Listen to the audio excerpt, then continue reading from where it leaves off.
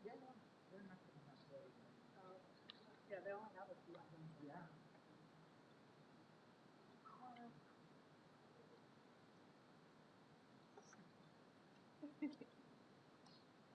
Wow.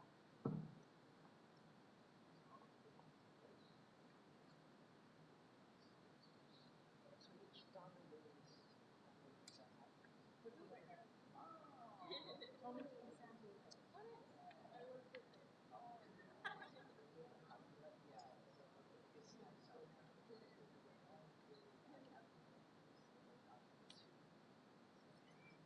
That's why I remember looking for something else. Colorado. Oh, damn. Be professional. Can I see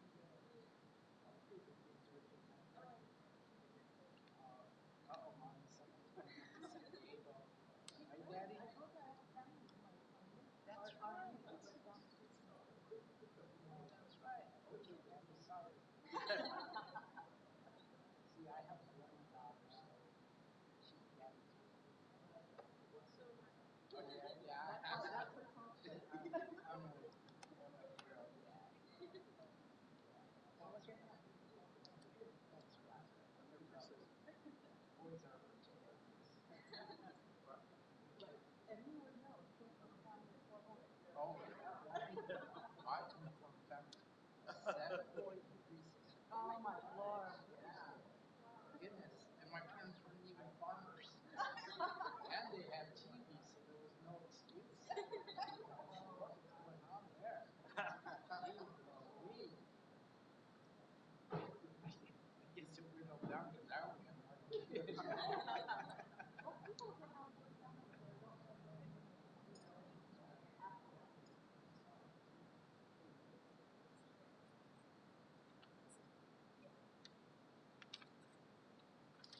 How did you get to City Hall?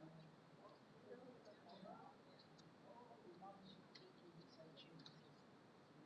Right after the City Police. Okay, thank you. You should take them into James before you go upstairs. Where's James? City. Worship. Oh, yeah. Oh, we can walk over there. Yeah, it's, it looks like something,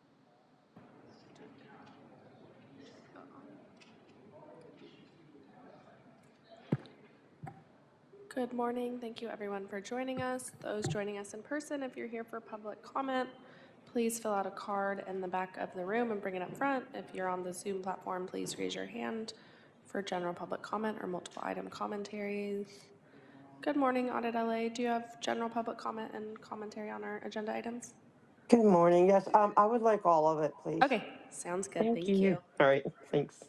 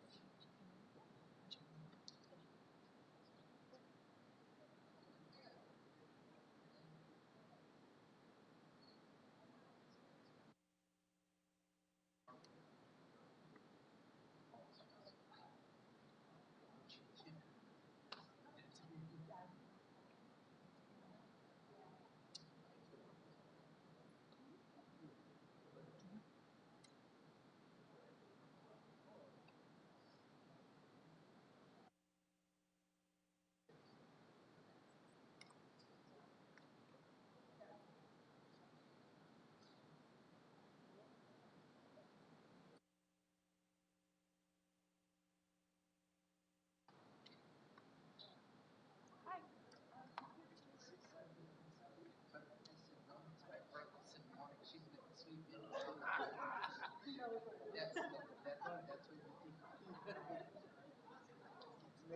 Maybe one, right? She has 6 Saturdays and 1 Sunday.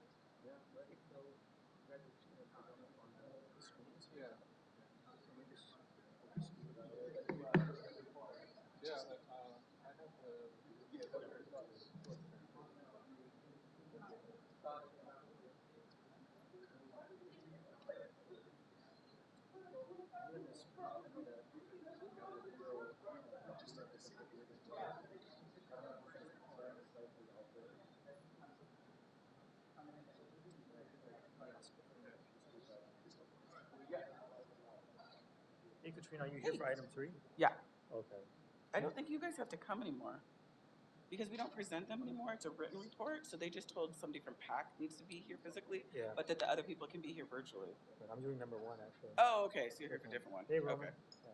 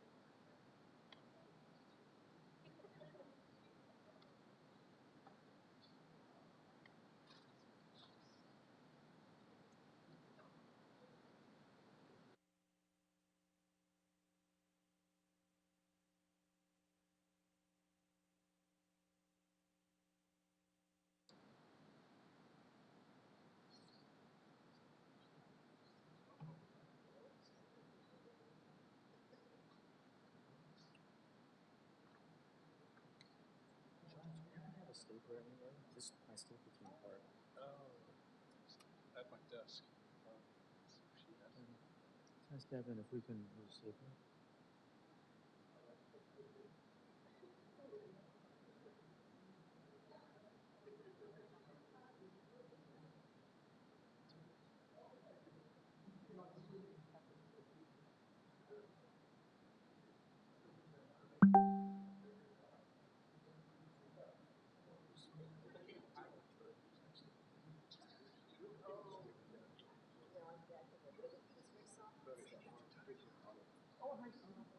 How are you? You gave that to, I gave copies already. Oh, you did? Yeah, I did already. Oh, okay, cool. Give it both of the names? Yeah. But I done number 2? Yes. Okay.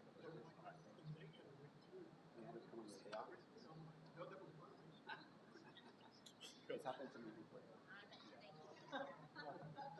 You have agenda item? The last one. Okay.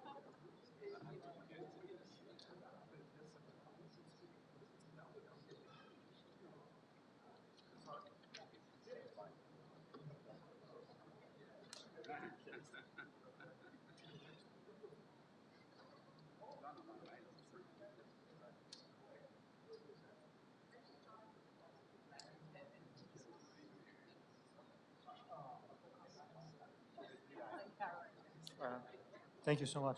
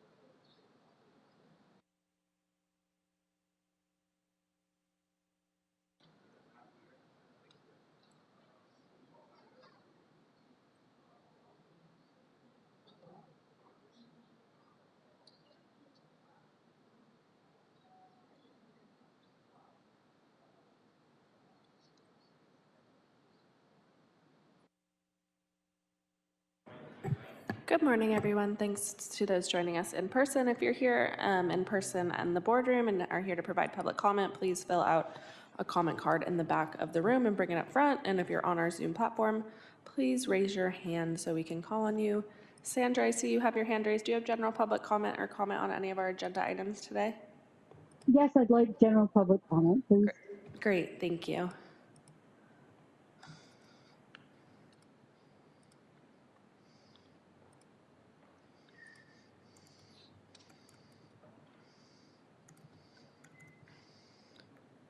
And Assad, I see you have your hand raised. Do you have general public comment? Actually, it's more of a For comment for the presentation. hello? Yes, hello, can we hear you? Yeah, this is Assad with the Bureau of Street Yes, Lighting. hi. It's really more to recognize the retirement of Deborah. I couldn't make it in person, but I would like to say something. Of course, we'll call on you during the presentation. Thank you so Thanks, much. Assad.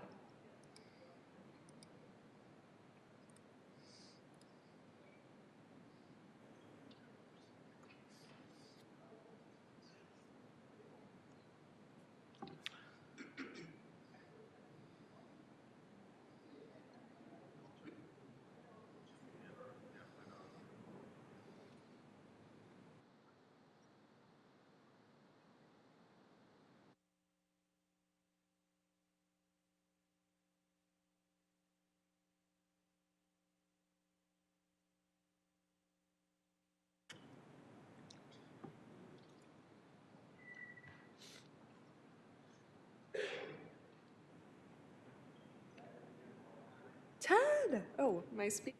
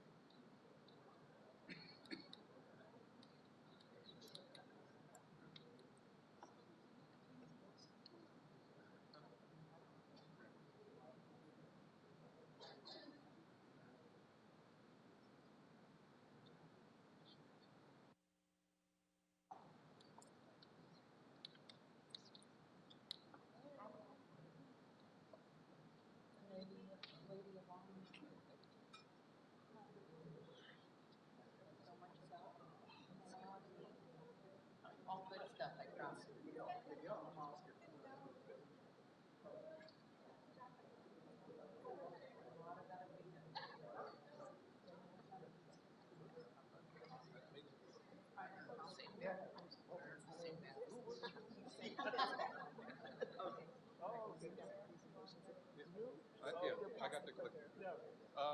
You want to do it? If you want to do it, then I'll just check the next slide. All right, okay. I got it ready. Hi, Laura FM. I see you have your hand raised. Do you have general public comment or comment on any of our agenda items today? Public comment and on the minutes, please. Great, thank you.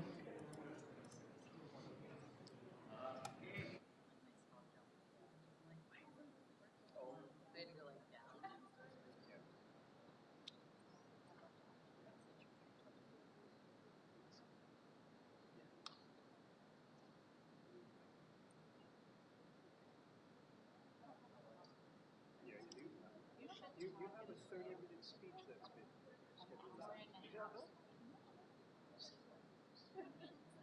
Fishing states. Yeah.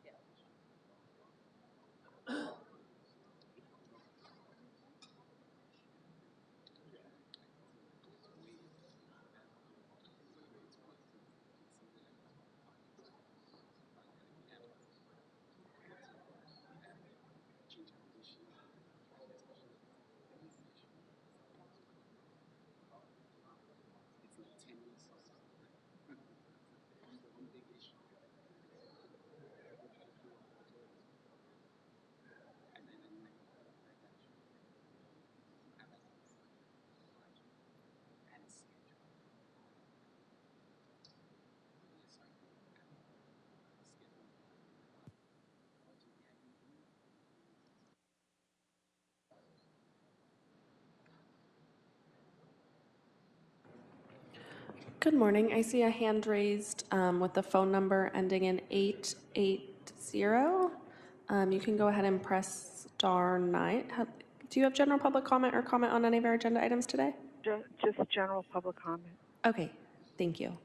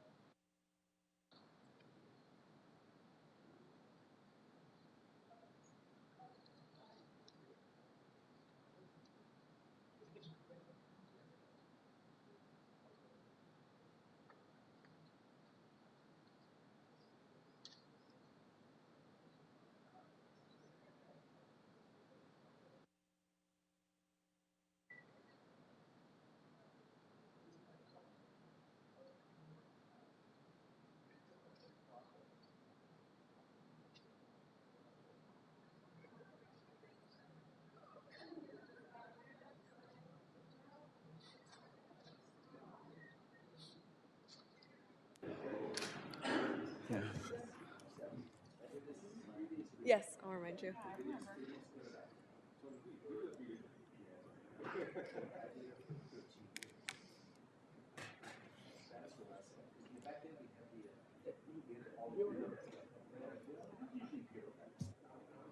Ready? All right, President King, let me put us in record mode so we can go ahead and get started. All right, you are now recording. All right. Good morning, everybody, and welcome to the regularly scheduled meeting of the Board of Public Works for Friday, January 30th, 2026. Ms. Zatorsky, please take roll and establish quorum. Of course. Good morning. Devin Zatorsky with the Board of Public Works, taking role in establishing quorum. We're joined by President Kang, Vice President Chavez, Commissioner Mitchell, and Commissioner Cardenas, and we have a quorum. We're also joined by our esteemed city attorney colleague, Ted Jordan, today. And we have general public comment, all on the Zoom platform, and no multiple item comment on the Zoom platform, and no neighborhood council commentary today. All right, so before we take public comment, I do want to head towards our presentation. We have a special retirement recognition of Ms. Deborah Espinoza, who is our Executive Administrative Assistant 3 for the Bureau of Street Lighting for 39 years of service. So thank you so much. And with that, I want to call up our streetlights colleagues to help kind of lead the presentation. I believe our General Manager, Miguel Sangalang. Thank you to the board for allowing us a moment to celebrate a major achievement and also a major loss for us. 39 years of service in the city of LA is a significant investment of not only time, but other things like blood, sweat, tears, right? Everything that it takes to actually build what a great city we have. It's through the immense effort of many different individuals that kind of total up the sum. I wanted to talk very specifically about Deborah, and I had several very funny stories I want to share, but I realized most of them are like internal personnel things or things that should probably be spoken at happy hour. So I'm going to leave some of those for a different time. Because that's what she does. She's a confidant for us. She connects us to the rest of the bureau. She is, there might be different pieces of an orchestra that is required to run an organization like the Bureau of Street Lighting, like the City of Los Angeles, right? But to us, she is the ever constant drumbeat of what keeps us on time and running. And I think that is a phenomenal thing that you do. And it reflects also in the fact that you also have a legacy within the city with your husband, Oscar, and your daughters that, I think 2 are with the city of Los Angeles. I'm sorry, 1. We'll try and steal the other one from LAUSD soon and hopefully get the other one in too. But it's that type of investment, right? Long-term investment of generations then that I think that Deborah kind of brings us here. She's extremely kind. I cannot underscore that enough. And I cannot underscore the many different times where we've you've heard probably, heightened voices from my office and just things when we're debating, et cetera. And Deborah comes in and goes, "Is everything okay?" Right? And just trying to make sure that everything is running and keeping us all together. Many different departments from Harbor, right, where you live and have been raising your family, to the airport, all corners of the city of Los Angeles, to finally then street lighting in 2018. And I mentioned it to a couple other people, and I know, I'm not sure, but there's others like Tina, right? And yeah, see, that are all very sad to actually see you go. But this is well-deserved. And I think everything that you've done for the city, it's the city's turn to let you actually rest and take care of your family and provide for you as well. We had something that we wanted to give you, I think both the board and we do. And Megan, if you don't mind, bring it up over here. And if I can have you come over here too, Deborah. There's, last year was our 100-year anniversary for the Bureau. We had 100 silkscreen prints that were made that are showing, and I'll see if I can show this for the public. It's about 30 or so of our historic designs that goes from, the Van Nuys special, you see the Wilshire special, you see Chinatown, Olympic special, many different ones. And the thing about Deborah too, the conductor, the person that actually leads and lights the way for the rest of us, making sure that we get to the actual end goal, which is a better city. I think this is well-deserved and reflects the investments that you've made, the person that you are, a very bright light for us, for your family, for others. And so we'd like to give you one of the only 100 that we have left. Now I only have like 10 or so now, we're running out. But we appreciate everything that you, and hopefully we can have the board with the...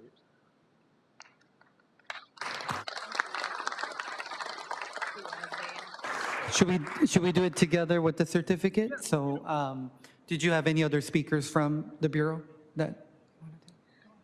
I just want to say thank you, Deborah. She's kind of the glue that's holding us all together at the Bureau of Street Lighting, behind the scenes. You know, every day is managing our calendars and telling us where to go and keeping us out of trouble. So just want to thank you for your service and your dedication and your friendship. And it's been great working with you for the past, 8 years, and getting to hear all about your family and your loving family. And so I hope that you take this chance to really go rest a little bit and enjoy retirement and don't let these folks work you too hard. And I'm very jealous and hope to join you in retirement one of these days. So thank you. Thank you.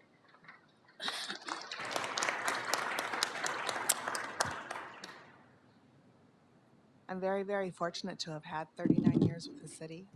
I have worked for all three proprietaries, and I'm just very blessed to say thank you so much for all of your support. There's never, and this department is probably the nicest department bureau that I've ever worked with. The group of people are just so supportive.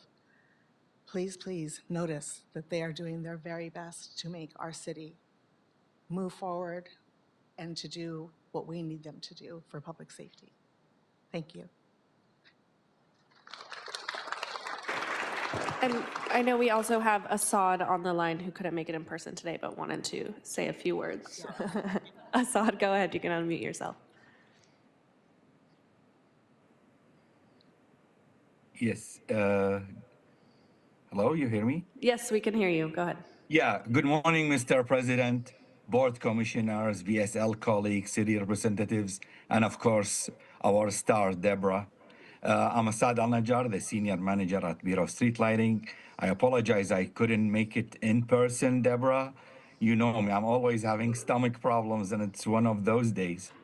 Today, it's really a day of mixed feelings in which we celebrate your retirement of hardworking civil service. You devoted 39 years to serve us Angelinos. And my personal opinion, you are the real icon for the city of LA.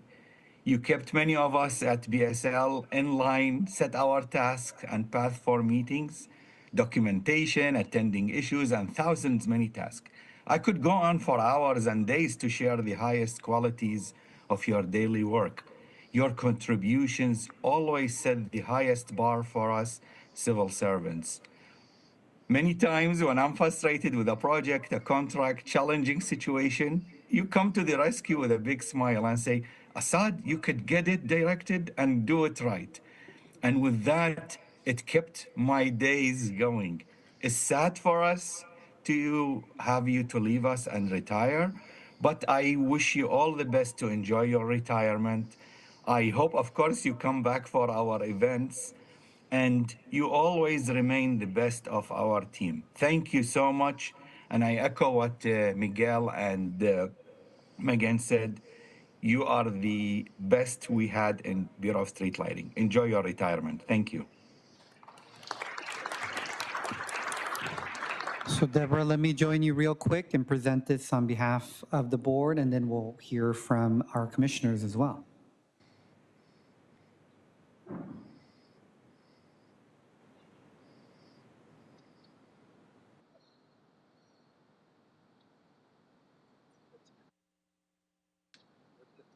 Picture with that.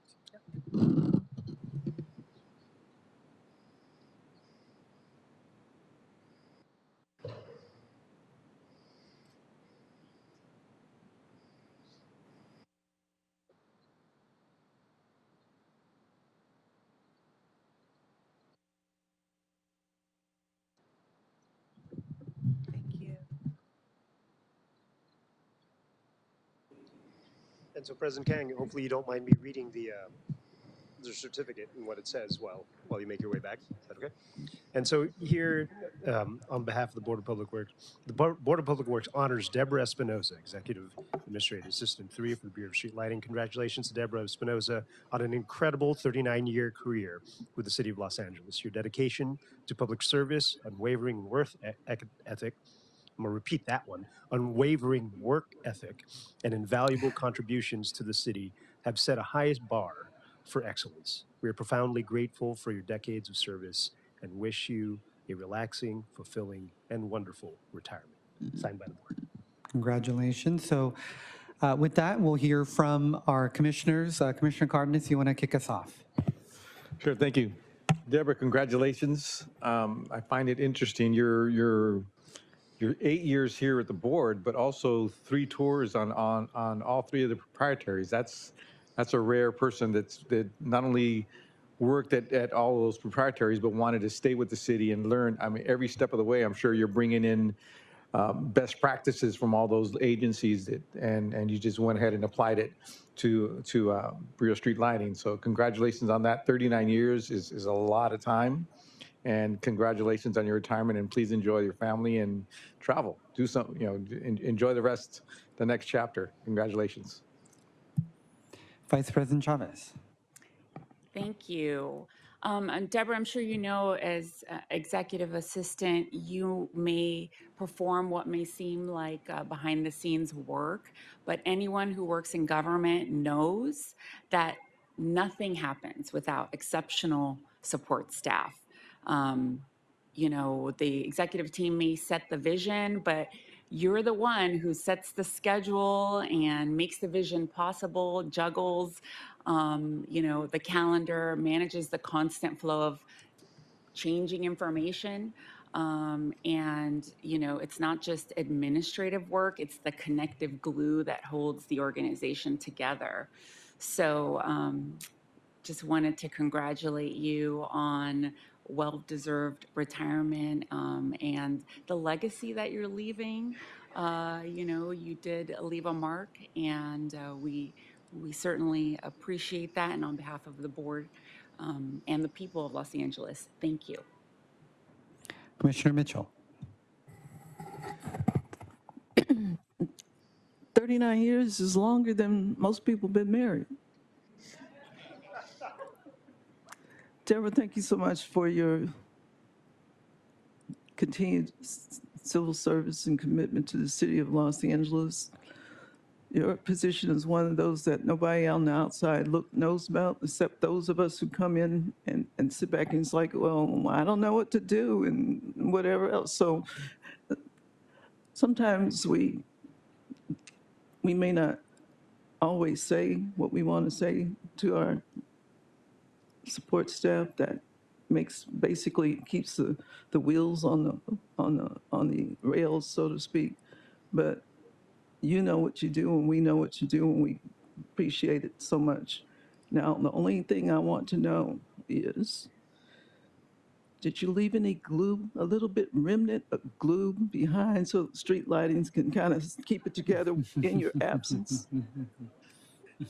I would hope so. But I'm sure the work that you've done for the city, wherever you've been, especially here near and dear to our hearts in street lighting, has been very meaningful and touched a lot of hearts and souls of people that you've worked with, as well as some of the people that you've interacted either within the city or outside of the city in terms of the citizens of the city.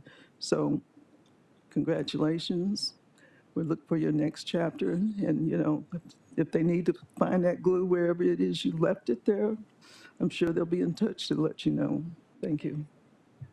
I also want to thank your family, because families are very, very important in the work that we do. Sometimes, especially in your position, you probably are not an 8 to 5 or 9 to 5 type of employee. You've got to answer to whoever you're working for, sometimes 24/7. So I want to thank your family for allowing us to benefit from your service, and also the fact that your fellow employees are here speaks very well of what they think of you as a friend and a co-worker. Thank you. Thank you very much. So congratulations, Deborah, on 39 incredible years. You will be missed. And as all of my colleagues noted earlier, I think executive assistants are the most powerful position in any office, because you are our gatekeeper. So if you withhold any information, we have no idea who called or emailed. So you are the front line. So thank you again. And then, so I want to invite you, the family, BSL, and anybody who wants to join us here in the back, wear the flag for a group photo, and then we'll take a brief 5-minute recess. The time now is 10:17 a.m.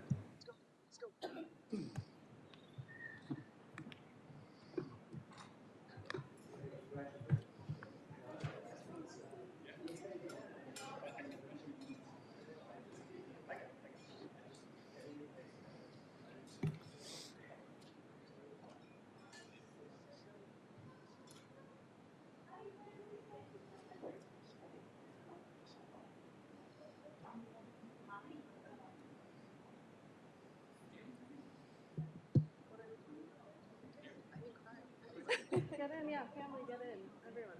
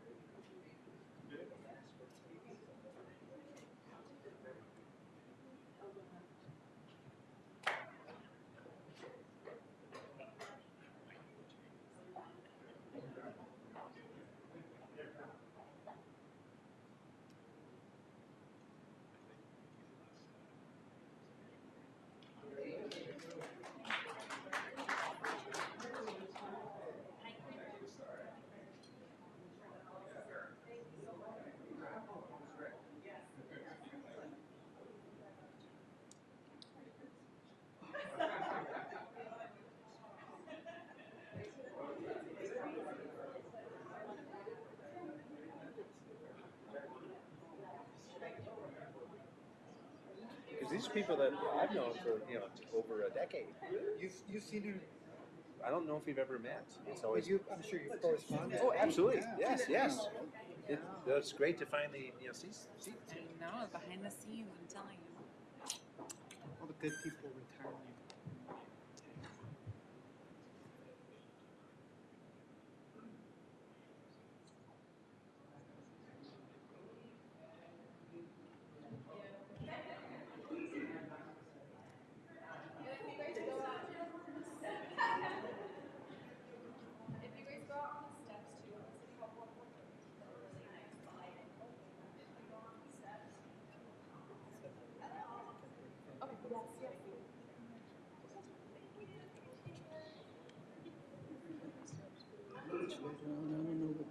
Oh, you're right. All right, President King, let us put us back in record mode. It's 10:21 and we are joined by President King, Vice President Chavez, Commissioner Mitchell, and Commissioner Cardenas, and quorum is reestablished. Thank you very much. Welcome back. We will get started with general public comment, which is an opportunity for the public to address the board on public interest items and will be provided up to 1 minute per person, up to a cumulative total of 10 minutes for the general public comment segment of each regular meeting. Testimony shall be limited in content to subject matters which are within the jurisdiction of the Board of Public Works. The board may not take any action on any matters discussed during the public comment period. We do not have any in-person speakers, so we will transition to our virtual platform. Okay, our first caller is Audit LA. Audit LA, you'll have 1 minute for general public comment. Good morning, everyone. I do want to start off with a gratitude that, we no longer, thanks to you guys, that we no longer have the continuous 8 months a year of week after week after week of street closures for endless bogus events. And that's a huge thing. And maybe I don't say it often enough, but there's still a lot to go, because I think with that, you may feel that, well, then we have to give them certain events here and there, or, as needed. But I want to just encourage you to continue with no permits, because they never honor any of them.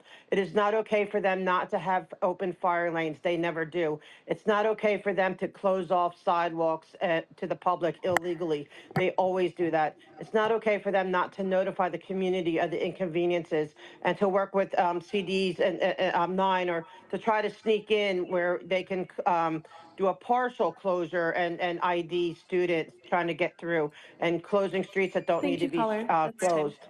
Thank you. Our next hand raised is Sandra. Sandra, you'll have 1 minute for general public comment. Thank you. Good morning.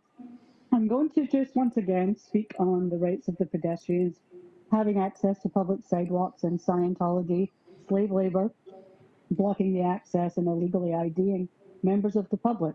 So if someone was there to check on an infirm or ill person and was refused access because a Scientology slave did not allow them that access they so rightfully have, and that person was to, let's say, die due to that person being blocked from access in that area, does that make the city legally liable for the death of that person and open to civil action? Just curious. I yield back my time. Thank you, caller. Our next hand raised is Laura. Laura, you'll have 1 minute for general public comment.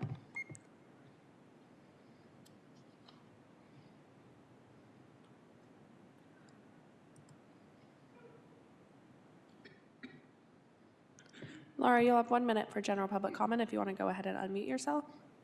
If not, we'll come back to you.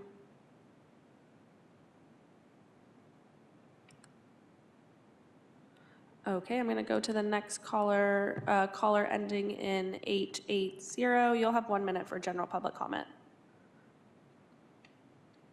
Hi, I'm just going to reiterate everything what everybody said before me. I have to say that, you know, they're talking about being aware of human trafficking, and by you still giving them permits, you're enabling human trafficking. They had just say no to drugs. Maybe we should have a thing that says just say no to permits to Scientology. It's very dangerous that they are breaking the laws and that you allow them to do that. So I would have to say you're complicit if you continue to let them continue to have these permits and events that hurt the community and hurt people that they're trafficking. Thank you. Bye. Thank you, caller. I'm going to go back to Laura FM. Laura, you'll have 1 minute for general public. There we go. Hi, sorry, I thought I was unmuted. All good. Okay, so if we could please go to that revocable permit. President King, I see you all watching. I saw you all the other day. I really appreciate you guys. I do, whether you believe it or not. And I just really wish if we can go to the revocable permit, the L. Ron Hubbard revocable permit, because you guys have the evidence that indentured slaves put that sign currently on L. Ron Hubbard Way that was made and printed, not by the city, but by an indentured slave. You have the evidence by Tory, who shows that the judge and everybody was lied to and how they got that street to be named L. Ron Hubbard Way. They aren't paying the insurance that they are supposed to be paying for that to be able to even uphold. So please, can we put the revocable permit, just the idea of it being revoked or not, on as an option? And please revoke their permits and stop giving them permits for anything they have, because they're using them as recruitment tactics into their human trafficking slave organization group. So if we can have it put on the board. Okay, President King, that's the end of our general public commentary. Thank you very much. With that, we will close general public comment portion of today's meeting and move on to multiple agenda item public comment. The board will provide an opportunity for members of the public wishing to speak on more than one agenda item during multiple agenda item comment period for up to a minute per item, up to a total of 3 minutes per meeting. This is the only time to speak on more than one agenda item, and please identify the items that you will speak on when you are called. We do not have any in-person speakers, so we will transition to our virtual platform. Okay, our first hand raised is Audit LA. Audit LA, you'll have 3 minutes please identify the items you're speaking on. Yes, thank you, and good morning again. I'm going to start with number 3, contracts. I just want to make sure that the city does not have a contract with PAC Security to be the guardians of the sidewalks and street of L. Ron Hubbard Way. because as far as I understand by law, that private security has to be within the private property who's hiring them. But that's not the case here, okay? They are using PAC security to guard the sidewalk and the streets and trying to intimidate and prevent anyone that they don't want down there, especially, and it became very clear with Miss Jenna Miscavige, who is the niece of the head guy, and she escaped at 22, and they were trying to intimidate her and prevent her from going down L. Ron Hubbard Way. And that is a disgrace, and they don't have a contract to do that. And I am begging you to please open up an investigation and ask, why is this entity thinking and acting as if they own that street and sidewalks? They do not, and it is going to open liability, in my opinion. We could ask the city attorney, but I would guess that it would or could potentially lead to issues for the city. The next one I want to talk about is number 2, updates with the Department of Engineering. The Department of Engineering, they handle the revocable permits. And so the one update I would really love to hear is that they will or are looking into every concern that we've been bringing up. Like Ms. Laura just spoke today, they have not, I have not found in all the years, I haven't yet checked for 2026, but so far I have found zero proof that they are submitting evidence. They're supposed to supply evidence or proof that they are insured for $2 million for that street, for that permit. And all the years they have not. That alone should be enough to revoke it, because that is, if they can't prove that they are insuring it, that is absolute liability for the city. And they are not there to be, again, we're going to, with the guardians, they're not supposed to be preventing the public from the street. They don't own it. They don't understand that they do not own that street and sidewalk. Even if they had, they don't have a street vacation as much as they would love to have one. They have a revocable, keyword revocable, permit that they are abusing on a daily basis. And these are things that, it is not going after an organization or attacking them that they would want to say, by making them abide by the rules and the laws. If they are not abiding by the laws and the rules and putting the city in a situation where they are liable or could be liable to lawsuits, then it is your duty. It's your duty to stand up to it. Forget about that, Thank you, whether caller. it's a church That's or a time. store, thank you.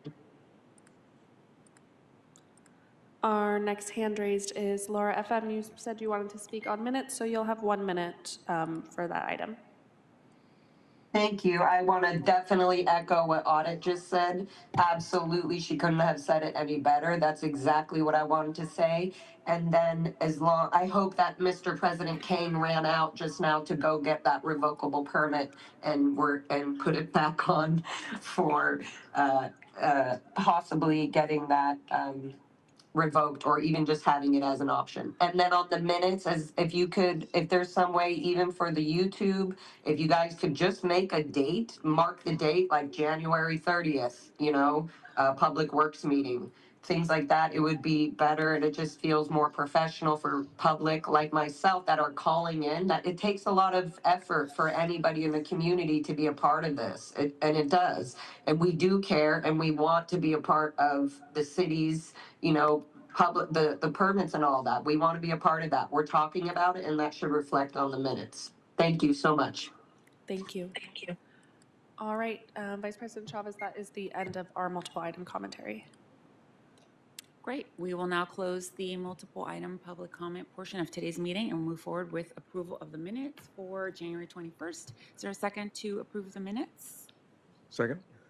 Okay, we have a first by myself and a second by Commissioner Cardenas to approve the minutes. Great. We'll take the roll call starting with you, Vice President Chavez. Aye. Commissioner Mitchell? And Commissioner Cardenas? Aye. Okay, all ayes. The minutes are approved. Thank you very much. Let's now move on to our agenda items. We are going to take it slightly out of order. We're going to start with item number 2 to get our Bureau Head update. Bureau of Engineering.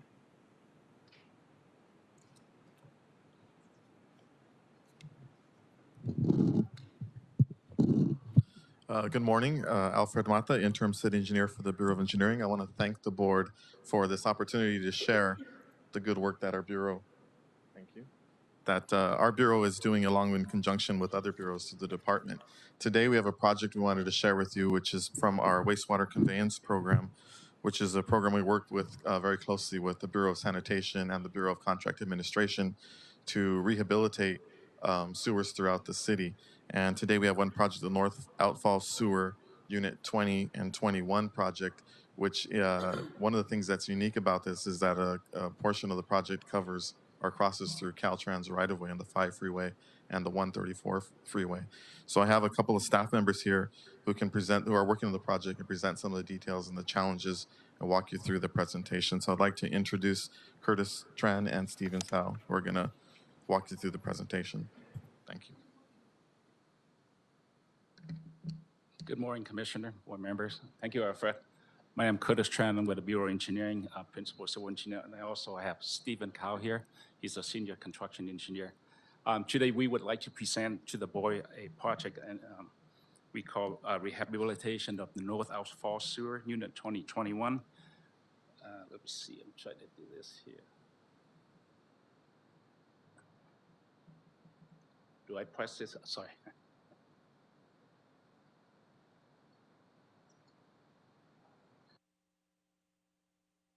We're civil engineer, we're not electronic engineers, so you can see. Okay, maybe you can help us. Just go to the next slide, please. Okay, here we go. Thank you. So as Commissioner and board members, as you can see, the project is located about, I say near Griffith Park and the LA Zoo, and you can see on the handout, the beginning of the project and the ending of project is about between Zoo Drive and also Doran Street, right through Caltrans right away in many ways, between the 5 freeway and the California 134 freeway as well. I'd like to go over a little bit about the project itself. Next slide, please. So the project is located in Council District 4 and 13. Our contractor is Spinello Infrastructure West. The project is budgeted about $20 million. We are the lead agency entity for this project. However, our client is LA Sand. Construction completion they anticipate about in June 2027. I want to talk a little bit about the scope of work of the project. We will be rehab about 3,600 square feet, 3,600 feet of 48-inch tile line, slip line, and grouting pipe. In addition, we are going to also about 2,500 feet of pipe lining under the LA River. Under LA River, we actually have 3 pipes going the LA River. They are we call siphon, and we will be using a method called cure-in-place pipe with a UV light to cure. It's about 30 to 40 feet down. It's really deep, and it's under. In addition to that, we'll be construct few new maintenance holes, remove or abandon some existing, and install a few others, new trap manhole, and also reconnecting existing sewer lateral. Next. Now, so this sewer line, it's about 100 years old. It's been serving been a main infrastructure for the city of Los Angeles. And this sewer was constructed way before the freeway were constructed. And throughout the year, few years, we've been monitoring this sewer, and the sewer get deteriorated. If you go to the next slide, you can see some of the pictures. We did CCTV, and we found that inside the sewer line, the 48-inch sewer had been deteriorated. We see holes, voids, and as you go next slide. As you can see, in last October, we found out that the sewer has greatly deteriorated. You can actually see the soil where the pipe has deteriorated. You can see the soil from the outside. And the problem is this sewer is an old sewer line, and it's water flowing about half level already, barely on the bottom of where the hose is. If the water would get in and above the soil level, it would compromise the pipe, and we could easily have a sinkhole. So, so what happened was to avoid this situation with sinkhole, we did ask Caltrans to close the shoulder. The pipe is laid right in the middle of the shoulder between the 134 and the I-5. So Caltrans helped us out. They closed, and then come November, we have a big rain event. And prior to that, we did ask Caltrans maintenance, and they did close a travel lane, the adjacent lane to it, because what happened is, since the normal flow is almost at the soil level, and if we didn't do anything about it, we could have a potential sinkhole on the freeway. The freeway is high-speed traveling and vibration, and if water would get in, we could easily have a sinkhole, and that would be a disaster for everybody. So we did ask them to, Caltrans maintenance, to close that. In addition to that, we also actually diverted all the flow, virtually, I say about 90% of the flow upstream, away from this location, to minimize the flow that will potentially create a sinkhole. And trading the big rain event in November, we did CCTV trading the peak. And even though we have diverted most of the flow, the water from the rain actually rise up to just the same level as its normal flow. So imagine if we didn't divert that flow upstream, I can assure you, we virtually would have a sinkhole. So throughout this whole process, we work with Caltrans, expedite the permit, coordinating with different agency, from the mayor office, coordinate from the mayor office down to, daily commuter with Caltrans, with council, district office, different agency as well. So as you can see on the picture, we actually closed this. And so after this, we were able to repair. Can you go? Yeah, okay, this screen here, this picture here, it tell you where exactly the location of the void or holes in the pipe that could create the potential sinkhole. So we did get a permit. Caltrans expedite the permit for us and work closely with us and with other agencies as well. These are the pictures that we want to show you, that after we were able to go out there, the contractor were able to go out there, the first layer of asphalt they removed, they can see the hole right there. So we actually avoided the situation. Before you can x-ray, you can only see inside the pipe, but once you start removing the soil, and it's just a layer, the asphalt on the shoulder, you can see the hole. That's a picture to the left. And the contract was very diligently and working with us throughout the first couple of weeks of December. And the next few pictures, we show you how the repair was being done. But basically, all the deteriorated pipe on top, we remove them, contractor remove them, and we would replace them with we call corrugated metal pipe, half of that on top. And when we place them, like this picture, we place them right on top half of the existing pipe. You can see the sewage still flowing while we're doing this work. And I tell you, it was working around the clock to get this work done to minimize the impact of the traffic. And I'm happy to report that on December 20th, work was completed. We replaced a deteriorated portion of the pipe. We backfilled it and we paved the shoulder back, and just in time before Christmas traveling season. So throughout this whole process, there was a lot of coordination. And one thing I really want to mention, I know our Caltrans friends are not here, but they did a very big help for us, very cooperative with us, close the lane, close the freeway when we needed to. And the permitting group, they expedite, give a partial approval so we can go out there and do the construction. So I want to mention to them. In addition to that, the outreach team, they did a wonderful job too. They did a really good job day in and day out, keeping the public updated coordinating with different office, elect office, and also LA Sen and so on. So, okay, so back to the project itself. It was quite a bit of challenge to get this repaid in such a short time. So back to the project on January 5th. Yeah, January 5th of this year, we start to excavating various pits. We start cleaning the pipe, do a lot of other prep work. So and the pipe, the pipe was manufactured and fabricated, and we start installing the pipe right now, rehabbing the sewer. So far, you know, with all the with this big emergency repair, we still on schedule. Work still proceed as planned. You want to go to the last slide, Stephen? And I just want to recognize that, you know, this project, it's a lot of effort, a lot of work from different offices, you know, from Bureau Engineering staff, Bureau Contract Administration staff. We got LA Sen staff, we got the contractor team, and Caltrain again. That's conclusion.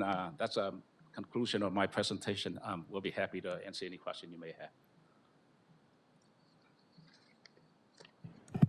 Commissioner Cardenas? Yes, thank you for that. I just want to ask, you only replaced the top half of the pipe, so the integrity of the bottom of the pipe was verified to be stable, or is it because of the air?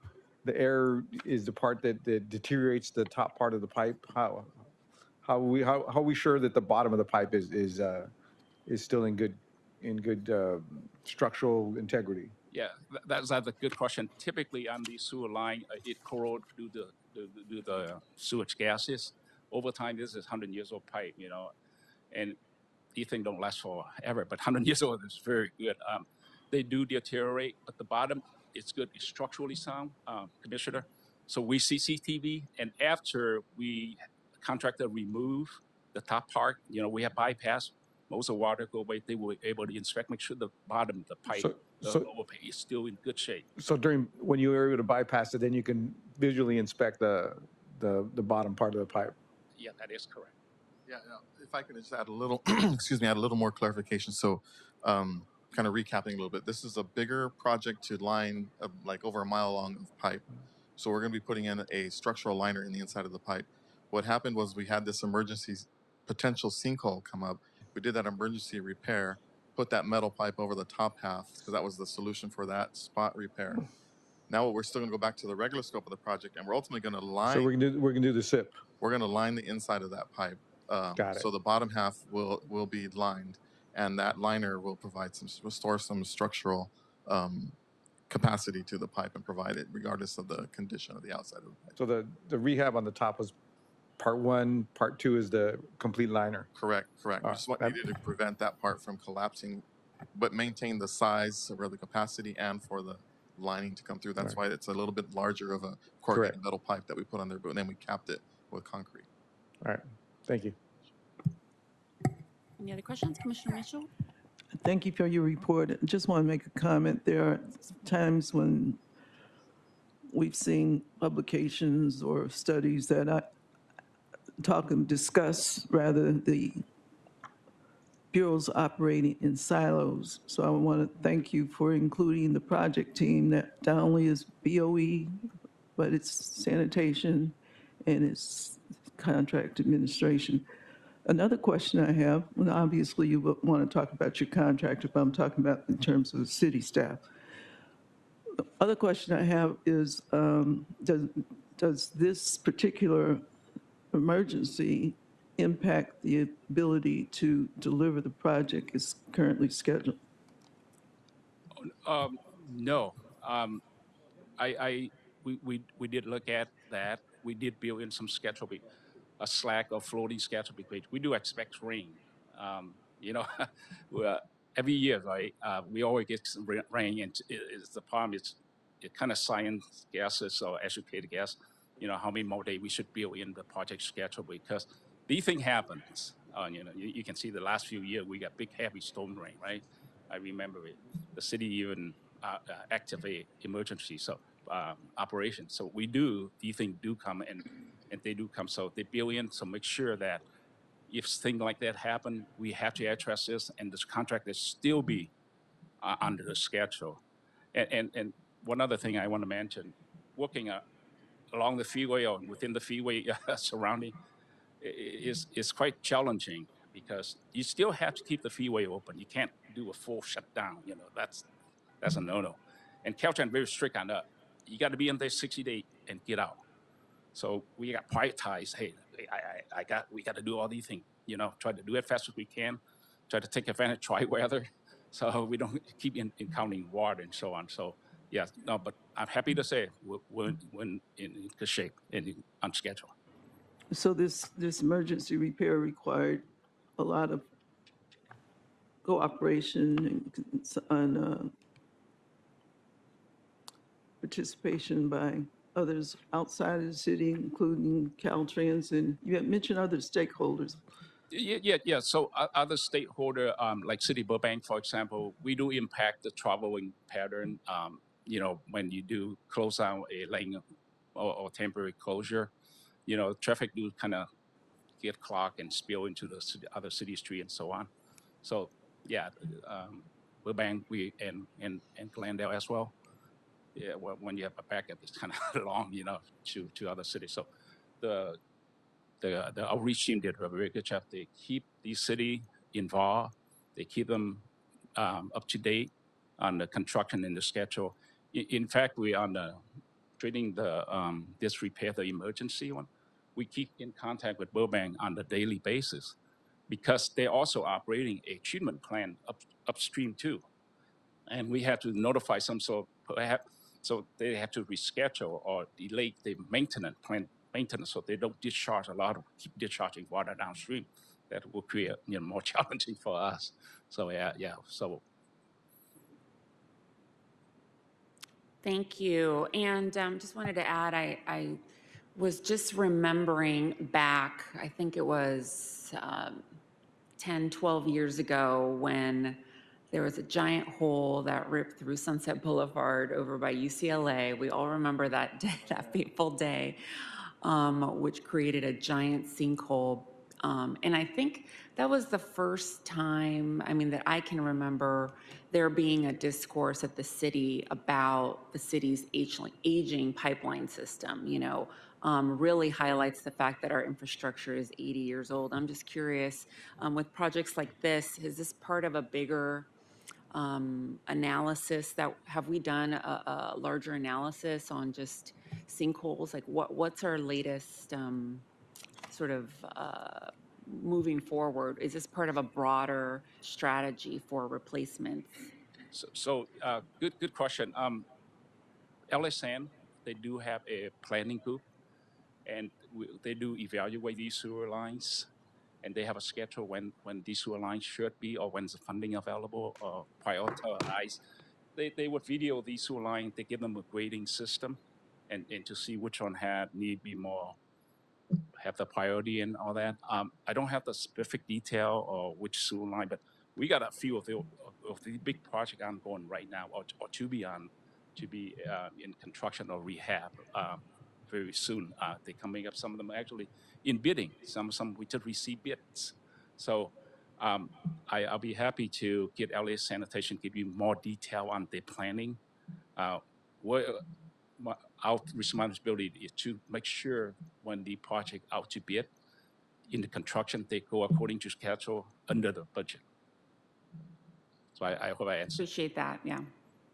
Thank you. Thank you. All right. Steve, you have anything you want to say? Come on, Cindy, you're here. Yeah, thank you. So like Curtis said, LA Sanitation and CCTV, they rating the criteria for all the sewer they do have every year, and then they list it based upon the priority. So those are the ones that they bid first. So in this case, they have been monitoring 2022, 23, 24. So hopefully that we should be able to finish the line, but based upon before it started the project, the CCTV show us that this is the risk. So that's why we step in and then fix before this thing will happen. So that's all. Thanks. Excellent. Thank you.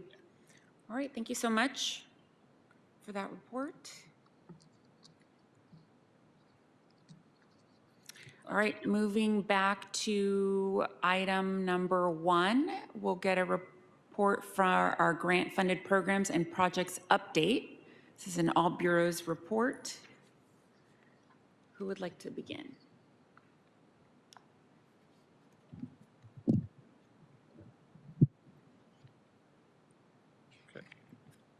Good morning, Vice President Chavez, honorable commissioners, and city representatives.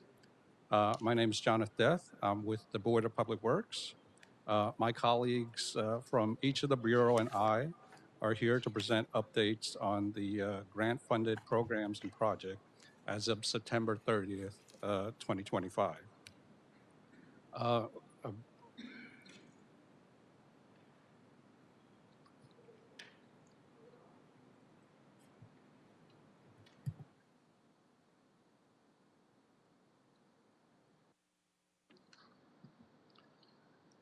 Okay, to start, is a brief highlight of grant activity for the Department of Public Works. So as September 30th, 2025, the Department of Public Works, across all of its bureau, was managing a grant portfolio of about 178 awarded grants for 182 projects, totaling about $2 billion.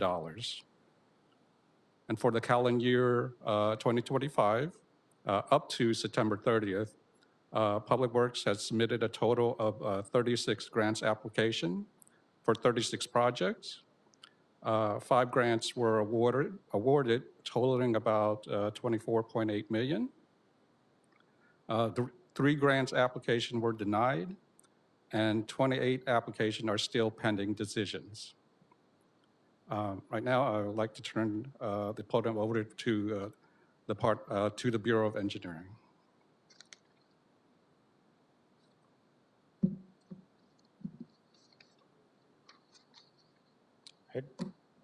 Thank you, Jonathan. Good morning. Noor Malhis, Bureau of Engineering, Street Improvement Division. I'm here to present the grants for the Bureau of Engineering. So if we go to this next slide. So we currently have 107 active grants in the Bureau of Engineering worth $1,374,212,575, or I'm sorry, $1.3 billion, which is $1,374,212,575. And these grants are state, federal, and local funded grants. And some of the granting agencies include California Department of Transportation, FHWA, which is the Federal Highway Administration, Metro, California Strategic Growth Council, Community Investment for Families, Department of Housing and Urban Development, State of California Natural Resource Agency, Santa Monica Mountain Conservancy, California Wildlife Conservation Board, Southern California Association of Governments. So in our Bureau, we categorize it into 4 different categories. We have mobility as the first one, as you can see, that's $1.2 billion. It consists of 90.8% of our grants.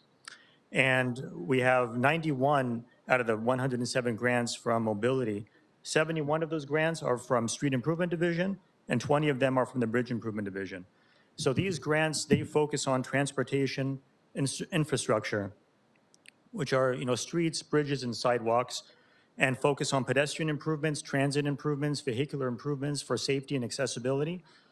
Some of the examples of the scope of work that you would see as part of the street projects are street widening, sidewalk repair, curb ramp upgrades, new street trees, pedestrian lighting, transportation infrastructure such as new bike lanes for striping, protected bike lanes. You have signal upgrades for both push buttons and also for vehicles as well. And examples of scope that you would see for bridge improvement projects are bridge widenings and bridge retrofitting for the most part, and also bridge new reconstruction. We also have the public buildings and open spaces at $107 million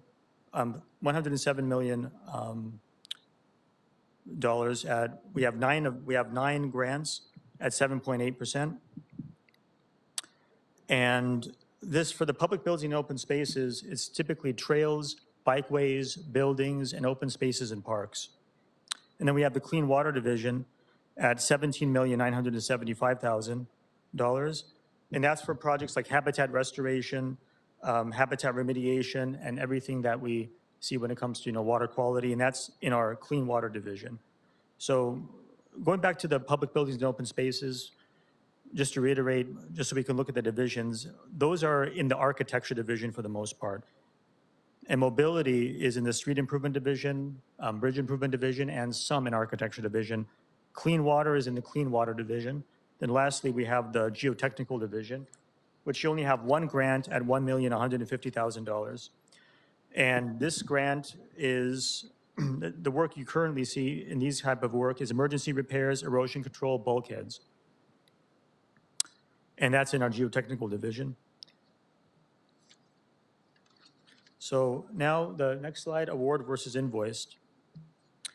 Out of the $1.3 billion that we have in our grants, $649 million have been invoiced with a $724 million remaining. So we've invoiced approximately 47% of the grants that we have. And as you can see, there's a graph that's, that effectuates that and illustrates this. So in terms of pending grant applications for this reporting cycle, we have a total of 5 pending grant applications. We have the Crescent Drive, Mulholland Drive, near Stone Oak Drive, and that's part of the hazard mitigation grant. We have the North Broadway slope mitigation, and that's part of the hazard mitigation grant as well. We have the Avon Mount Washington Drive, Mulholland Drive, and that's part of the hazard mitigation grant. And we have the SR 710 Eastern Avenue multimodal transportation improvements as part of the STPG. And these first 3 projects that I mentioned with the Mulholland Drive, these are all slope mitigation, and these are also bulkheads. So it's part of the geotechnical division. And then the SR 710 Eastern Avenue modal transportation improvements, that's listed twice here because the Bridge Improvement Division is asking for 2 sources of money. So total for the pending grant applications, we have $90,180,000. And they were all submitted towards the last quarter of 2025. For the denied grant applications, there's 3 denied grant applications. These are the Pacific Avenue Bridge over Bayona Creek rehabilitation. So this project was a Bridge Improvement Division project where they tried to rehabilitate that bridge over the Bayona Creek, fixing spalls, doing crack repairs, and other retrofit strategies. There's the Lighthouse pedestrian bridge over Bayona Creek. That project is a completely new project where they're going to rebuild it. And that was from our Bridge Improvement Division. And that was these are from the FHWA grants. There's the SR 710 Eastern Avenue multimodal transportation improvements. Again, that was also applied for, it got denied from the Southern California Association of Governments. And the grant was the Surface Transportation Grant Block. So a total of $13 million of denied grant applications. And the reason why a lot of these grants get denied is because it is competitive and they're competing with multiple different agencies, multiple different projects. And it was just, when they did the rankings, they didn't hit quite the mark compared to others. So that concludes the grants parts of the presentation, but there's this one, I was going to give an example of one of the grants, a project highlight, is the Hollywood Walk of Fame Metro Active Transportation Vine and Highland Station improvements, also called Access to Hollywood. And this project is basically a precursor to a complete renovation of the Hollywood Walk of Fame. And this project consists of putting in dedicated bus lanes, dedicated bike lanes, pedestrian zone extensions. So these pedestrian zone extensions would be thermoplastic paint or EnduraBlend that would be on the existing sidewalks that we have. And it'll be in the existing parking lanes, and people would use that for amenities such as tables and chairs next to the buildings. And the scope of this work is not going to be the entire Hollywood Walk of Fame. It's going to just be from Orange to Gower. And also within the pedestrian spaces, you would also have other street furnishings. You would have bus boarding islands. We would also update all the curb ramps that we have in the area some of the crosswalks as well, and doing some of the star relocation and repair. Because the Hollywood Walk of Fame does have stars where the existing curb ramps are, if we want to put ADA compliant curb ramps, it can't have the terrazzo that's there. We're going to have to relocate those stars, and we're following our standard plan for the relocation and adjusting all those stars. Metro has provided $7,195,400 for this effort, and we also have a local match of $3,664,600 for a total of $10.8 million. We're currently towards the end of the design phase. We're going to start construction anticipated early 2027. And this will be the first hybrid project for the Hollywood Walk of Fame. Initially, as you guys probably known before, there was a much larger vision where they were going to widen the sidewalks by 10 feet, putting in also another protected bike lanes and have more of a zero curb type of look with flexible pedestrian plazas and other amenities to really make it magnificent. So that concludes my presentation with the grant. Thank you very much. Yeah. Commissioners, any questions or comments? Vice President Chavez. Thank you for that presentation. I was very impressed with the depth of the grants program at BOE. I'm just curious, do you have a breakdown of the grants based on, I know you have the different divisions, but I'm just curious, like, you know, with the sort of corresponding city departments that you work with on those, do you have that kind of information, like whether it's a Perks project or a project with DOT? Because just looking at the scale of it, I mean, you said it was 1.3 1.374 billion with a B. Yeah, B with a B. So, I mean, I'm just curious if you happen to know in terms of scale where that falls in line citywide, you know, in terms of in comparison to other infrastructure departments that are doing, including the proprietaries. I know that they're doing quite a lot. Do you happen to have that information? I mean, I can compare to street services when they have the grants. What we're trying to do here also, some of these grants that we have as part of the street improvement division, I said we have 70 of them. Some of them are managed by LADOT, or at least they're they requested the funding and obtained the funding for it. I could look at a breakdown in terms of each of the grants that we have and which department either obtained it or who we're working with closely, and I can provide that information in a report back. And so on these are all, this is the total amount of grants that BOE is involved with. What percentage approximately would BOE be the lead where you saw, you know, applied for the grant internally? Oh, I would say in street improvement division, I would say probably 50% are what we do internally. The other 50% are other agencies such as planning and LADOT. A big portion of it is active transportation grants that LADOT applies for. Then we also have our Los Angeles Housing Department, HSIC, Affordable Housing Sustainable Communities grant that planning and LADOT has applied for, you know, before. One thing I did want to note too is we talked about pending grant applications and denied grant applications and ones that we're going for.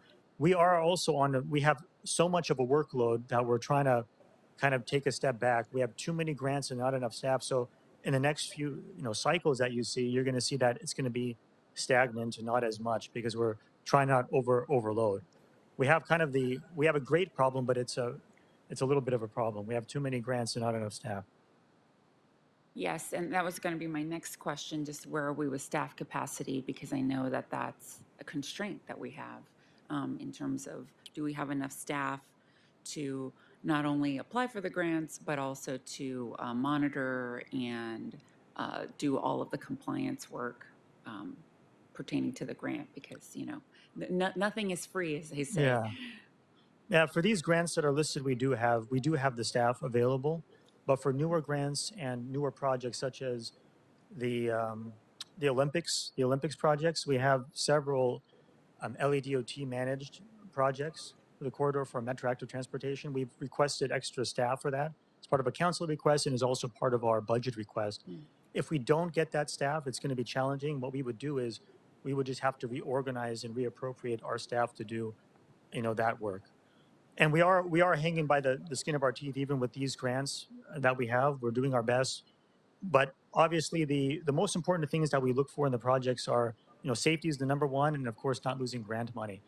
Projects that do have local funding, that don't have a very strict deadline, we put those towards the end. And federal projects and state projects where there's a very, very hard deadline and limited chance for extension, those are always the first one. And safety, of course, number one. But yeah, to answer that question, it is very challenging to try to keep up with the number of staff. And also the eliminations that we had in the past cycle has really affected us with some of our programs, such as the Affordable Housing Sustainable Communities Program, and some of our CMAQ funded projects as well. Thank you. Commissioner Mitchell. Thank you for your report. I had a question with regard to the denied grant applications, specifically as to Bayona Creek. I seem to recall receiving an email from a group concerned about the Pacific Avenue Bridge specifically. Are FHWA funds the only source available to complete that work? No, there's other sources of funds that could be applied for. ATP wouldn't be as a good.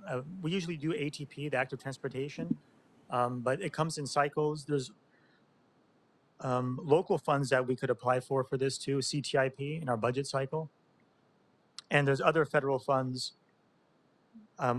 One of the challenges with a lot of these grant funds that we have is they have to demonstrate that it's catering to an impoverished community, low-income community, and of course it's a great thing. It's not a problem. It's this is how we make sure that there's equity. But in good areas like Marina Del Rey and these places, they look at it as this is not a priority. So that's why local funds would help with these. It's similar to Hollywood Walk of Fame. We've applied for active transportation projects to include bike lanes. I mean, it really speaks to volumes of what they look for. You're connecting communities that are lower income, and you're having connectivity with pedestrian improvements, with bicycle improvements. But because it's the Hollywood Walk of Fame, everyone will always look at it as you're upgrading a tourist destination rather than doing something that's necessary. Okay. But yes, to answer to your question, there are a multitude of other types of grants that we could apply for. It's just looking at the selection criteria and the requirements, see if we're going to be able to hit those boxes. Thank you. Thank you very much. Any other questions or comments from the board? Seeing none, thank you very much. All right, thank you, you all.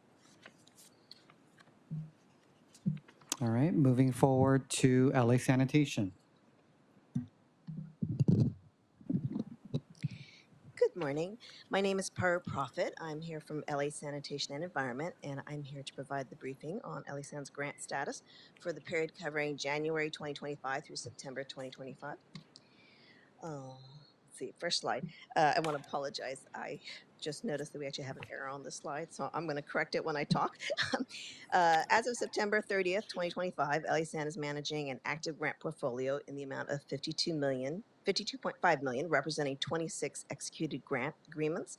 The $52.5 million represents 7 grants totaling $10.6 million for environmental programs, 14 grants totaling $24.6 million for solid resources programs, 3 grants totaling $8.8 million for watershed protection programs, and 2 grants totaling $8.5 million for the clean water program. On my pie chart, we swapped the labels for solids and environmental. I apologize. I did not catch it until I was literally sitting here. So the bulk of our grants are actually for our solid resources program. And it's we have grants like our SB 1383 state grant, which is approximately $10 million that's driving and bringing up that solid resources program to have such a larger component of our grant portfolio. Next slide. Awarded versus invoiced. So as I mentioned, we had 26 active grant projects, but they're all at different stages of progress. While we've been awarded $53 million overall as of September 30th, LA San has only completed about 28 million in grant eligible expenditures, leaving a balance of 25 million of grant revenue still pending. We expect to draw down on that $25 million across the next few years. Next slide. Oh, my slides are out of order. Oh, sorry. Nope, that's right. Okay. So a list of our pending, the next two slides are a list of our pending grant applications. In addition to administering our active grants, we very actively pursue and apply for grant opportunities. As of September 2025, we had 14 pending applications which were formally submitting, requesting about $111 million in grant funds. Several of these applications were actually submitted over a year ago. With the current federal climate and other factors, several of the grant programs that we've applied for have been cut back. Programs have been put on hold or delayed in announcing award information. So we kind of actually have a backlog of pending applications here right now. For example, on the second page, you'll see that I have a water cycling funding program grant from the California State Water Resources Control Board for $15 million. We are expecting to receive that grant, but the grant program is not executing agreements because they were waiting for the release of the state's Prop 4 funding. So now that that's coming out, we're hoping to be executing that grant agreement very soon. I also want to mention that for consistency, we've left this report is only going through September 2025. We've had a few months since then, so I did want to mention that we actually have, of those 14 applications I mentioned, 3 of them have been awarded and 3 of them have been denied since September. So on our next slide, so I think you got to go to the applications awarded. So from January 2025 to September 2025, LA-SAN had 6 applications awarded. I did want to mention that if you look at the submission dates, these were applications that we're listing as awarded were actually for applications that were submitted in calendar year 2024. And as I mentioned, since September, we did have 3 applications that are on our pending list in this report that were awarded. That's the EPA Community-Wide Brownfields Assessment Grant, the Local Government Waste Tire Amnesty Grant, and the Used Oil Payment Program Grant. Next slide. So applications denied. Not all successes, unfortunately. We did have 3 applications that were denied as of September 2025, and as I mentioned, since then we've had another 3. I'm not going to go into the details of the applications that were denied, but happy to address that if you have questions. Next slide. I want to talk about future applications. So on this slide, we're listing three. We've only listed 3 of the future applications for consideration. And in fact, the Brownfields Cleanup Grant that we've listed here for $2 million, we're actually submitting that application this week. So it's if I was reporting next week, it would not be on the future consideration anymore. It would move to our pending application list. One of the things that's not listed here is I do want to mention, and I mentioned earlier, the California Prop 4 program. This January, the guidelines for the state of California Prop 4 are beginning to roll out. Prop 4 was designed to increase resiliency to climate change, and the state has also authorized $3.5 billion for 2025-26 programs. We haven't included any of those grant programs here because the official notice of funding opportunities have not been released yet. But LA-SAN is keeping a close eye on all that funding coming down the pipeline. We're planning to be very active in submitting applications to target that funding pool. We're currently preparing notice of interest to the granting agencies to set ourselves up to be eligible to apply for those funding when the official grant guidelines are released. So while there's not a lot listed on the list here, I do want to let you know that this is something that we are actively pursuing to try to, and we have a very aggressive approach to grant applications at LA-SAN. And that concludes my presentation. I'm here if you have any questions. Thank you very much. Commissioners, any questions or comments? Commissioner Mitchell? Thank you for your report. With regard, I did pay attention to the application tonight and future considerations. Specifically as to the brownfields cleanup grant and the Water Smart drought response, do you know when those applications were initially submitted? Are you talking about from the pending list? On the denied On the list. denied. Yeah. I think we listed the submission dates. So the brownfields cleanup grant that was denied, that we submitted in 2024 and that was denied in May.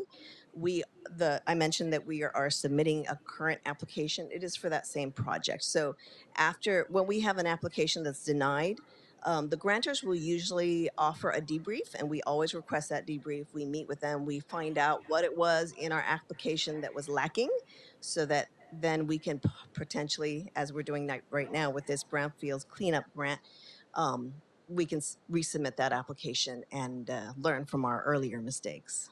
Okay.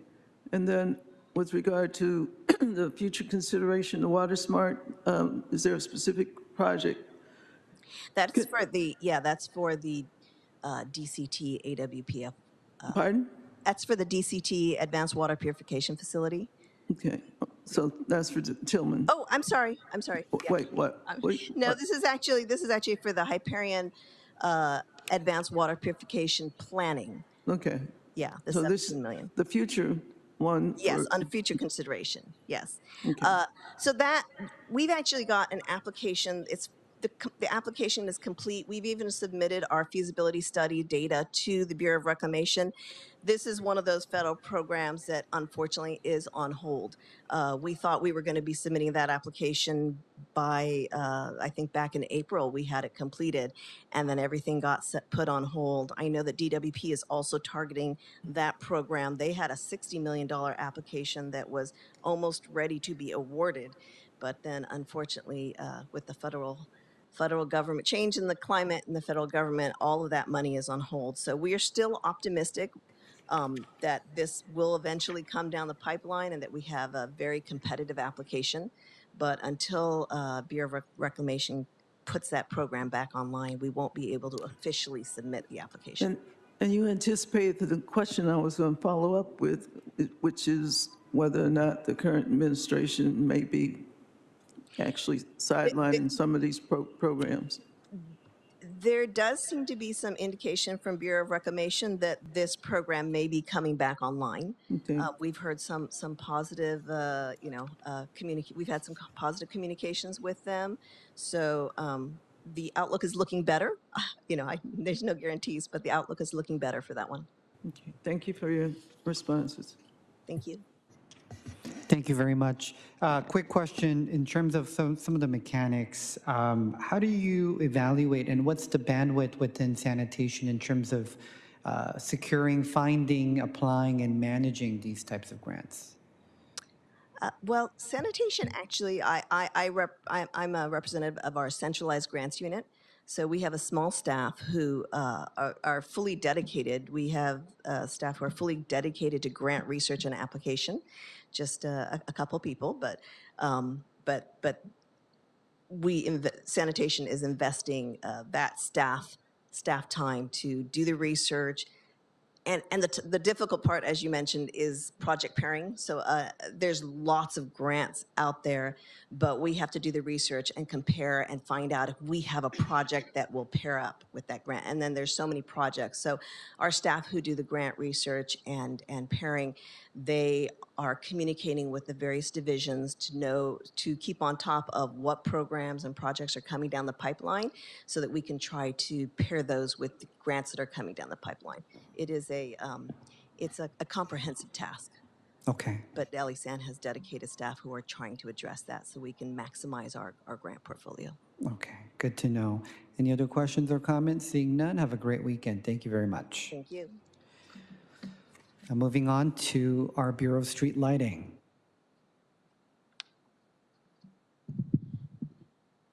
Good morning, everybody. I'm Lawrence with the Bureau of Street Lighting, Division Manager. So the first set of grants that I want to speak on is the Community Development Block Grant funded projects. The Bureau of Street Lighting currently has 2 CDBG projects in the design stage and 1 in the construction stage. The projects will install new street lighting systems in low to moderate income residential areas within the city that currently have no existing streetlights. CDBG funds cover design and construction costs. The construction of the project is contingent on a majority of affected property owners agreeing to pay for operation and maintenance of the new street lighting through the Proposition 218 balloting process. The following is a list of current CDBG funded projects within the Bureau of Street Lighting. First is the North Hollywood Area 3 street lighting project. It's in Council District 2 with funding in the amount of $250,000. It installs 11 streetlights. We anticipate design completion in March. And this project has passed Proposition 218 ballot proceedings, so it can move forward. The second project is Sun Valley Street Lighting Phase 7. It's in Council District 6 with funding in the amount of $941,309. This project installs 55 streetlights with anticipated construction completion in June of 2026, so this year. This project is in construction, so it has passed Proposition 218 during the design phase.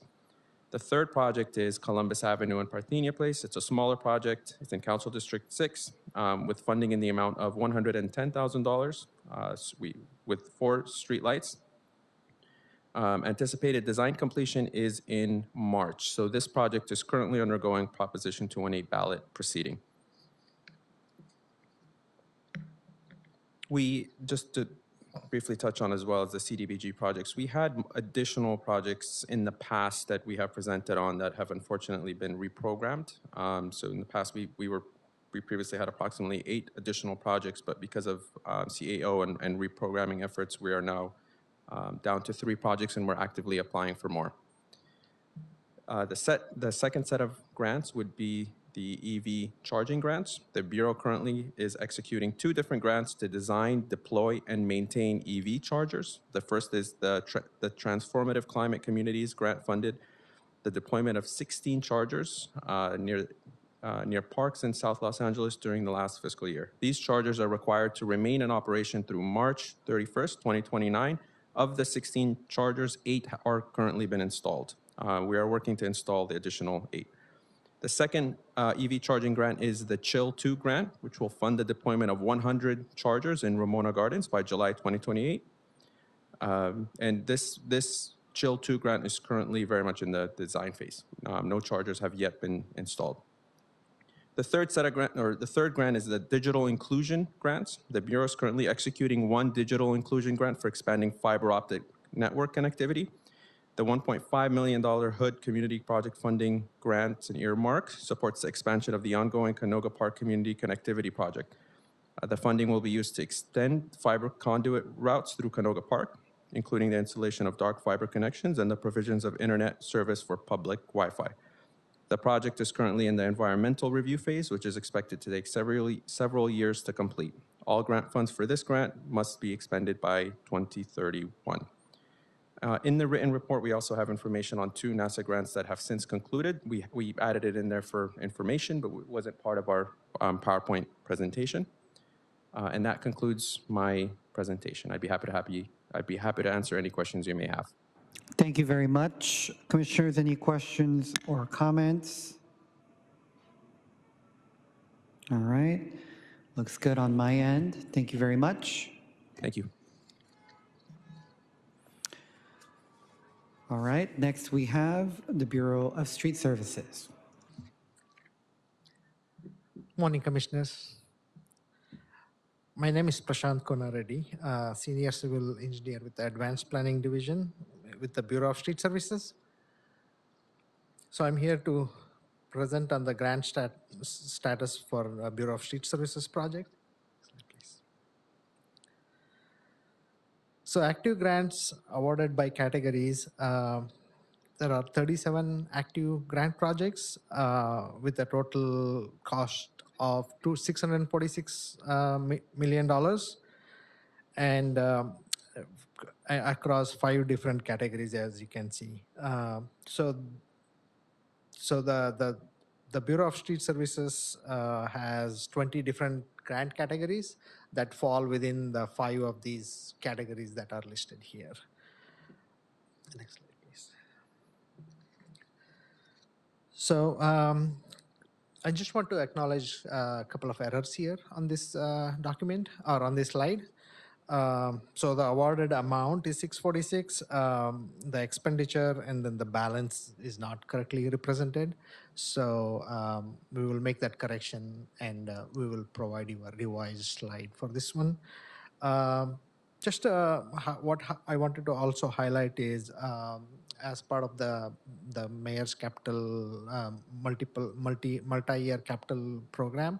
So all of our BSS projects we're going to be start using UPRS system. So we are entering a lot of projects into the UPRS, which is managed by BOE. So we will be getting the better understanding. We are consolidating all the projects and as such. So in the next reporting period, you might see some changes and edits on this particular slide. Next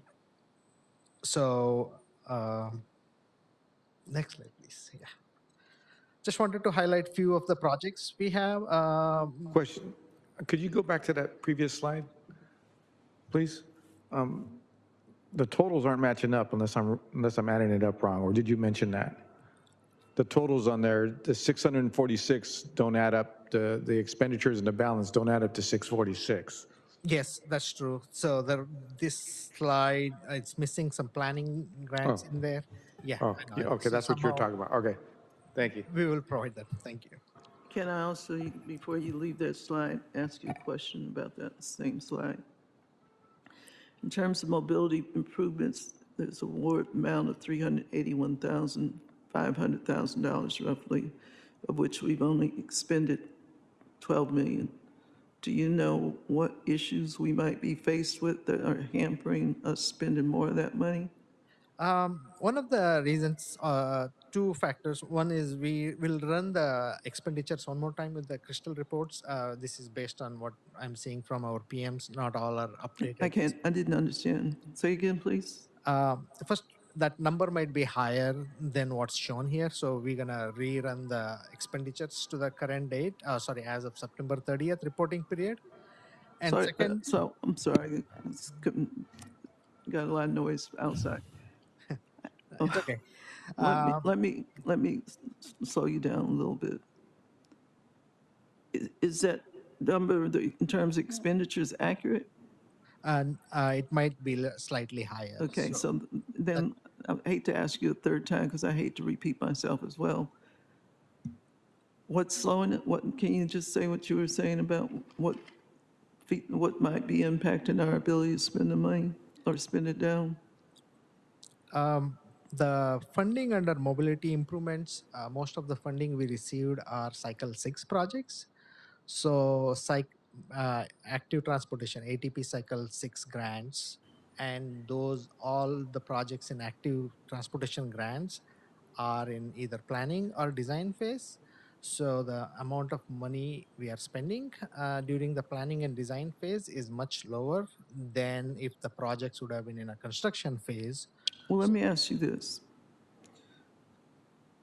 We know for at least 2 budgeting cycles prior to this fiscal year, street services lost 400 positions in 23-24, 24-25. I guess my question is it a personnel issue in terms of having personnel to do the actual work for which we actually have grants available to do the mobility improvements? Absolutely, that's correct. Also, we are currently looking at 3 active transportation projects, 2 in CD14 and 1 in CD15, that we might have to drop those active transportation grants from our portfolio. Due to the staffing reasons, the positions cuts, as you mentioned, and also at the same time, we need a support from other departments, DOT, BSL, and to some extent BOE, and they also have a similar cuts, and they clearly indicated that they might not support the number of projects that we are pushing out through the design phase. for which they do the reviews for the. I'd like to follow up with you on that at a later date. Perhaps we can have a meeting. Thank you. Thank you.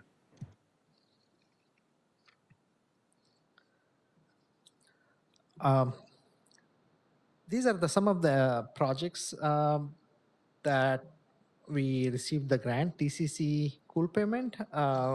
TCC Grants is a Transformative Climate Communities Grant Program, a state grant program for $1.1 million.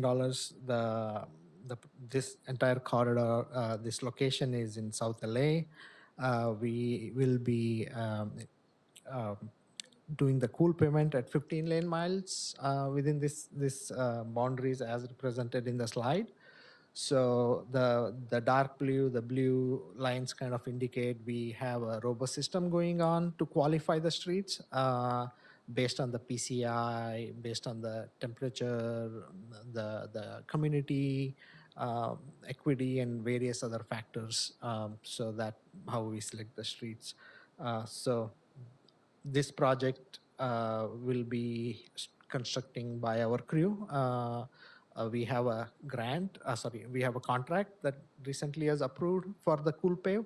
So we will be constructing these in a short period of time. So next one is FLM Aviation LAX. As you can see, this includes class 4 bike lanes, new pedestrian lighting, sidewalks, curb ramps, ADA compliance, wayfinding, high visibility crosswalks, and bus stations. Next. The next one is a FLM project, a Metro funded project under Measure M project. So this would provide crosswalk, curb ramps, trees, bike related facility, bus shelter, safety along the Orange Line project. The next one is 67th Street and West Boulevard civil improvements. Again, Measure M project. As you can see, crosswalks, curb ramps, paving, curb extensions, and as such.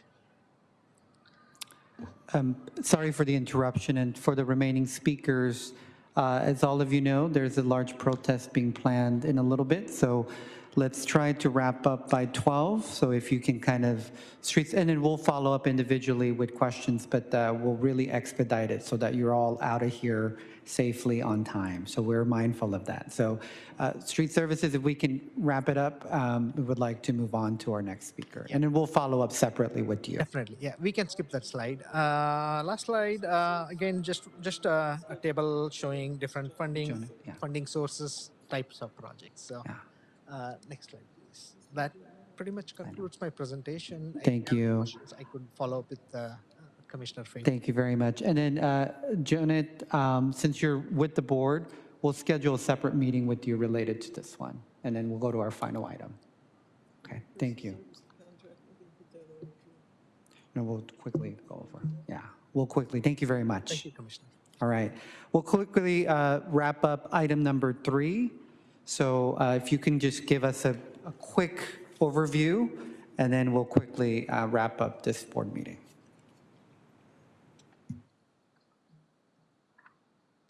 And please introduce yourself.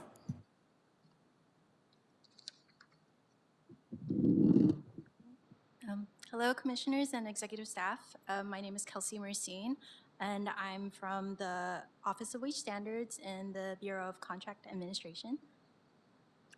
A little closer? Yeah, sure. Okay. So during this reporting period, which covers October, November, and December of last year, a total of $149,526.39 was invoiced for contract and task order activities. $10,000 was invoiced for training services provided by Coro Southern California to BCA's middle management and executive staff. This contract expired in December. The $139,526.39 was invoiced for TOS BCA 24-001, which was awarded to Pastilla Inc. to expand the Bureau's communication channels create a new brand identity, and consolidate its various websites into a central repository for all Bureau-related programs. This was the final invoice payment for this project. BCA did not issue nor award tasks over $150,000, nor are there any additional amendments executed or pending. This concludes my presentation, and I'm happy to answer any questions you may have. Thank you. All right, thank you very much. We'll go to our next speaker.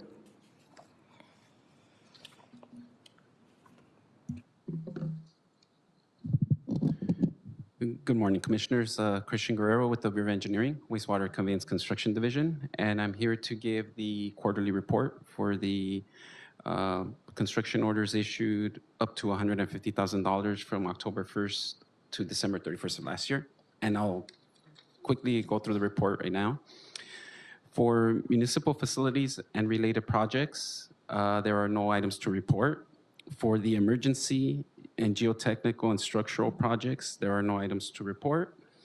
For the street improvement, no items to report. And for the emergency storm drain repairs, there were 9 construction orders issued for a total amount issued of $331,450. For the emergency demolition services projects, there's no items to report. For the emergency construction and repair services at water treatment plants, there are no items to report for this period. And then finally, for the emergency sewer repairs, there were a total of 110 construction orders issued for a total amount issued of $4,951,920 for this quarter. And that concludes my report, and I'll answer any questions you may have. Thank you. All right, thank you very much. We'll go to our next speaker. Thank you.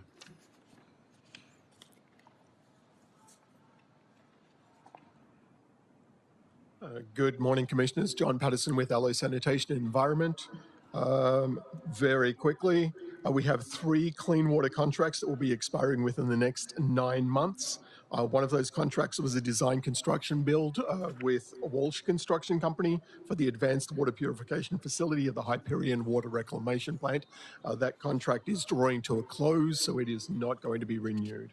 We have 2 biosolids management contracts, one with Denali Water Solutions and one with Synagro.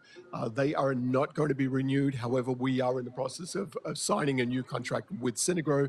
I believe that's going through ED3 right now, and Synagro will be handling the work that was being performed under both of those contracts. We have 2 solid contracts that will be expiring within the next 9 months. A contract with CR&R for processing and marketing of residential recyclable materials, so the blue bins, for pretty much all of the Los Angeles area. That contract will be renewed. We have 1 contract with EST companies for repair and maintenance of automatic vehicle wash facilities. It is not being renewed, but we are in the process of negotiating a new contract for that work. We also have 2 contracts, technical service contracts. Both of those contracts will be renewed. One is a joint powers agreement to form the Southern California Coastal Water Research Project Authority, and the other one is with DCSE Incorporated for as-needed consultant services. And again, both of those contracts will be renewed. That completes my report. Thank you very much. I didn't see a written report being presented. Do you mind sharing? We did get it uploaded to PrimeGov a week ago. But do you mind resharing that to all the commissioners via, you can email actually TJ Knight. Absolutely, we can do that too. So I believe it was also emailed as well, but we can make sure it gets emailed out again too. Yep. Thank you very much, and we'll You're circle welcome, back. sir. Have All a right. wonderful weekend. Thank you. Thank you, thank you.